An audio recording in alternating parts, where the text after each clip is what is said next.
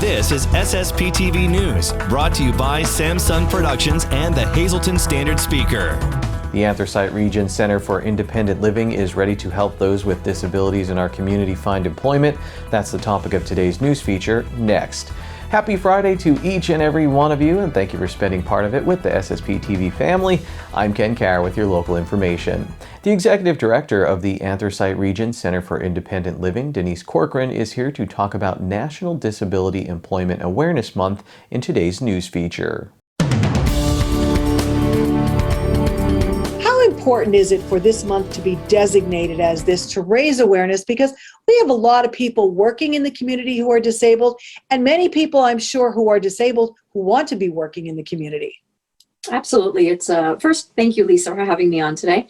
And it's very important to the community, and it's important for people with disabilities. They, are just like everybody else, want to be a part of the community and be employed and doing activities. And many people with, like you said, with disabilities currently are working in our community, and you would not even know it. So it's a great recognition with the month.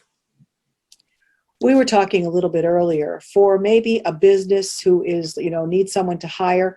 What are some of the concerns, I guess, that maybe the businesses have when they are hiring someone with a disability? Are they afraid that they will not have the facility that is appropriate for that person? Sometimes employers are concerned that they may need to spend a lot of money to do upgrades or to do accessibility for someone with a disability to be employed there. But, you and I were saying sometimes it's something as simple as having a computer monitor that's larger with larger print so that the individual is able to see the computer, or, things that are not super expensive to make a business accessible for someone with a disability to be employed there.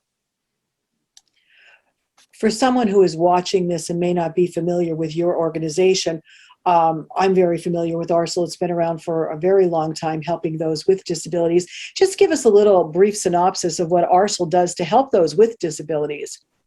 Sure. We have been in downtown Hazleton for 35 years. We are one of, I believe, 17 Center for Independent Livings in the state of Pennsylvania, and we provide services to keep people living as independently as possible. We are not a group home. We don't have housing. People want to live in their homes. They want to stay in their communities, be around people that they're familiar with. And so we help people to do that, whether it's getting personal response in their homes, if it's applying for Social Security disability, any kind of fuel programs or waiver programs through the state. And we also do have groups that meet. Unfortunately, since COVID, we've been doing them by Zoom, but we do have groups that meet, and we talk about different aspects that might be going on in the community, such as employment.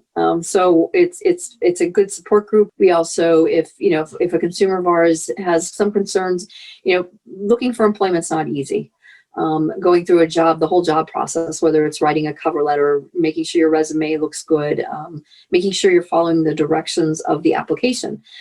So sometimes someone needs, any of us that have ever applied for a job, we've had somebody else help us with it. You ask your friends, can you look at my resume? Can you see how this looks? We can do the same thing for our consumers if they want us to look at that and check it over, give them pointers for interview. That's great. That's really important. For someone who is watching this that either has a family member who is disabled or they themselves are disabled, what services can they get from ARSL? Do they just call and talk to you? How do they get in touch, and what do they do? All they need to do is give the office a call. Phone number is 570-455-9800. You can just leave a message and say, kind of what they're looking for. And we check the messages and we make sure that whoever they should talk to will give them a call back. And we also have a pretty active Facebook page. We put information on there. Being that it is Employment Awareness Month, there will be things that we'll put on there that we get sent, and so people can look at that and see what's going on. The election is going to be coming up in November, so we'll have voter information on our Facebook page, and to make sure people know how to apply to vote and, again, be involved in your community, have a say in what's going on. And that is the Anthracite Region Center for Independent Living. That's how it is on the Facebook page. Today's news feature is brought to you by the Cheese Store and more. Go to their Facebook page to see their specials and check out their catering menu. Tamaqua Area High School's football game with the Notre Dame Green Pond set for tonight has been canceled, and the school's athletic director is looking for a replacement game. We'll update you when we get more information. Let's take a look at tonight's local games in Week 6 of the high school football season. Northern Lehigh pays a visit to Fountain Springs to take on unbeaten North Schuylkill. We'll have a story soon on the Spartans on SSPTV News. Hazelton area looks for their 4th straight victory on homecoming night against Delaware Valley. Shenandoah Valley and Mono area picked up their first wins of the season last week. The Blue Devils are at Nativity this week, and the Golden Bears visit Catasauqua. Marion is at home against Tri-Valley. On the SSPTV Standard Speaker scoreboard, we see the Hazelton area boys golf team finish their regular season with a perfect 10-0 record after beating Wilkes-Barre area. Connor Mateo was 1 under par with a 34. The Hazelton girls beat Tunkhannock. Isabel Sirach led the Lady Cougars with a 45. In girls volleyball, Marion beat Weatherly. Jillian Kringe's goal helped Hazelton area over Delaware Valley in field hockey. Tamaqua's Jacob Schleier scored in a 1-1 boys soccer tie with Jim Thorpe. In boys cross country, Shenandoah Valley swept Marion, Monoy area, and Tri-Valley. Diego Oleo and Connor Stasuli finished 1st and 2nd for the Blue Devils. Time now for weather on SSPTV News.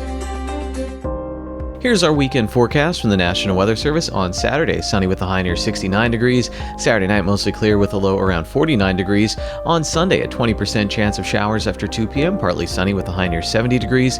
Sunday night, showers likely and a possible thunderstorm, mostly cloudy with a low in the mid-50s. Our chance of precipitation is 60%. Monday, showers and a possible thunderstorm, high near 69 degrees, 80% chance of precipitation. Monday night, an 80% chance of showers and a possible thunderstorm, we'll have a low around 59 degrees. Tuesday, a 40% chance of showers, mostly cloudy with a high near 68 degrees. And Tuesday night, a 30% chance of showers, mostly cloudy with a low around 57 degrees. Coming up next, a look at this year's Bloomsburg Fair, and later our sports feature is all about the success of the Hazelton Area High School girls golf program and how this year's team is trying to grow the sport in the area.